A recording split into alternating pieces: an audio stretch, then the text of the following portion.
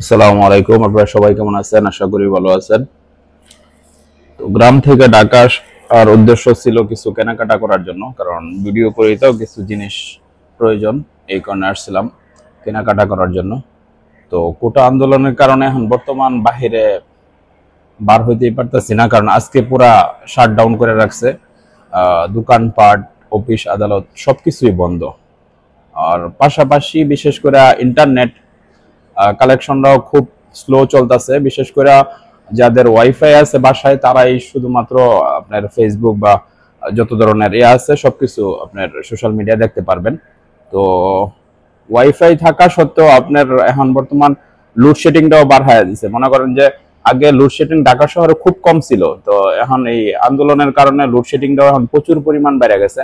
তো লোডশেডিং এর কারণে আপনার ওয়াইফাই কিভাবে চালাবেন? মোবাইলে এমবি থাকা সত্ত্বেও আপনি কোনো কিছু করতে পারতেছেন না। মোবাইলে এমবি আছে কিন্তু আপনি ফেসবুক বা আপনার কোনো কিছু যে চালাইবেন এটা সম্ভব হইতাছে না। আর ভিডিও আপনি করতেছেন কিন্তু ভিডিও পোস্ট যে করবেন, ঠিক আছে, এটাও করার মতো আপনার কোনো রাস্তা নাই। কারণ কেন রাস্তা নাই?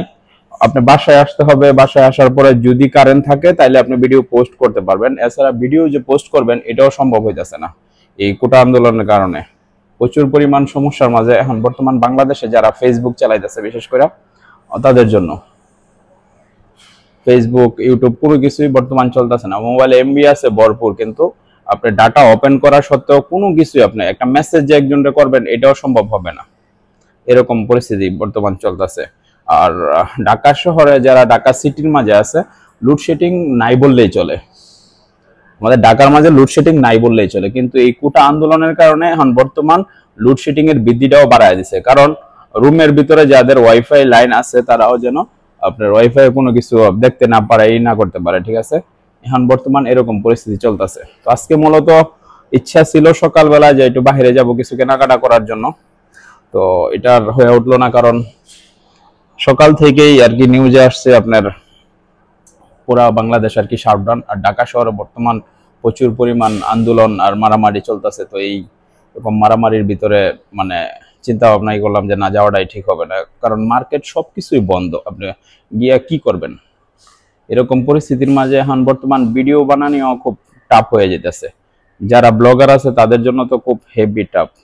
বাসায় আসতে হবে, বাসায় আসার পরে যদি কারেন্ট থাকে তাহলে আপনি পোস্ট করতে পারবেন, আর যদি কারেন্ট না থাকে তাহলে পোস্ট করার মতো কোনো রাস্তা নাই। এটাই এখন বর্তমান পরিস্থিতি চলতেছে। আমার ঢাকা শহর যেরকম আমি দুই জায়গার মাঝে আমার ওয়াইফাই লাইন আছে, আমার মেলের মাঝে ওয়াইফাই লাইন আছে, বাসার মাঝে ওয়াইফাই লাইন আছে।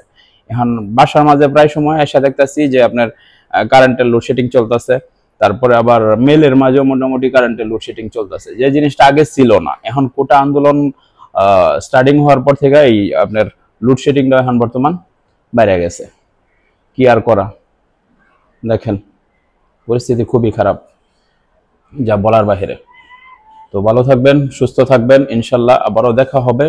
কোটা আন্দোলনটা যদি হয়তো আজকে অফ হয়ে যায় তাহলে খুবই ভালো হবে সাধারণ মানুষের জন্য। আমিও গ্রাম থেকে আসছিলাম কিছু কেনাকাটা করার জন্য, তো এটাও এখন বর্তমান বলতে পারতাছি না কতদিন কোটা আন্দোলন থাকে, দেখি কি করা যায়। ঠিক আছে, ভালো থাকবেন, সুস্থ থাকবেন, ইনশাল্লাহ আবারও দেখা হবে নতুন কোনো ভিডিওতে। আসসালামু আলাইকুম।